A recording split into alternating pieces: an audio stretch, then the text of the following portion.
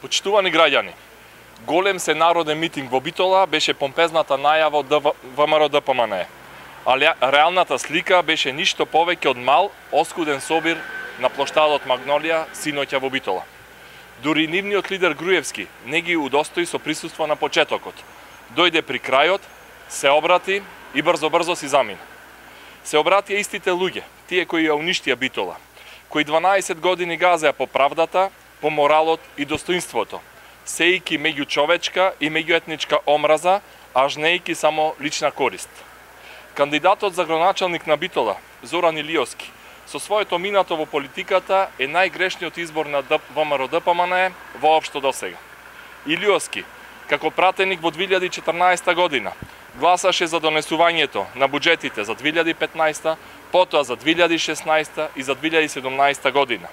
Во овие буџети, тој не ги поддржа амандманите од нас, битолските пратеници од СДСМ и коалицијата, со кои баравме средства за реконструкција на офицерскиот дом, за изградба на планинарскиот дом Копанки, за пречистителни станици на Петтиот канал и подпедистерските села, за изградба на нов старски дом и нова градинка, за нов генерален урбанистички план, за гасификација на Битола, за еколошки проекти и многу други работи.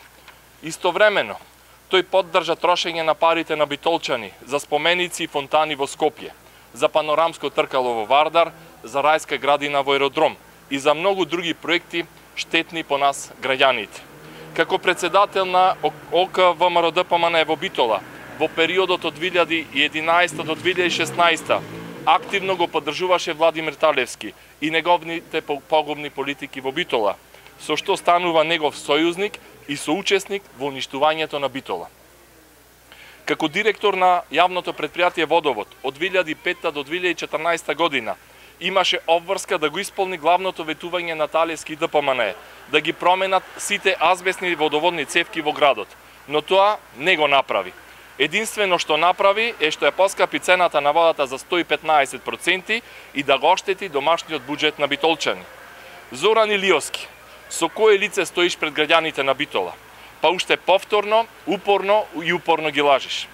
Со кое лице глумиш, посветен и вреден човек, кога твојата политичка кариера беше насочена за сопствен бенефит, а никогаш за граѓаните? Со кое лице ги убедуваш граѓаните да ти веруваат? Тие добро паметат дека твојот телефонски број за нив постојано беше недостапен и никогаш не ги удостои со пристојна средба и одреден разговор. Како да ти веруваат кога 12 години беше глув и слеп за нивните маки? Заре мислиш дека битолчани тоа можат да го заборават?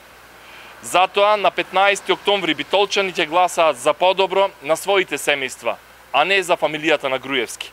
Ќе гласаат за ред, а не за хаос. Битола заслужува и ќе добие домакинска локална самоуправа. Битола заслужува да има живот во неа за сите.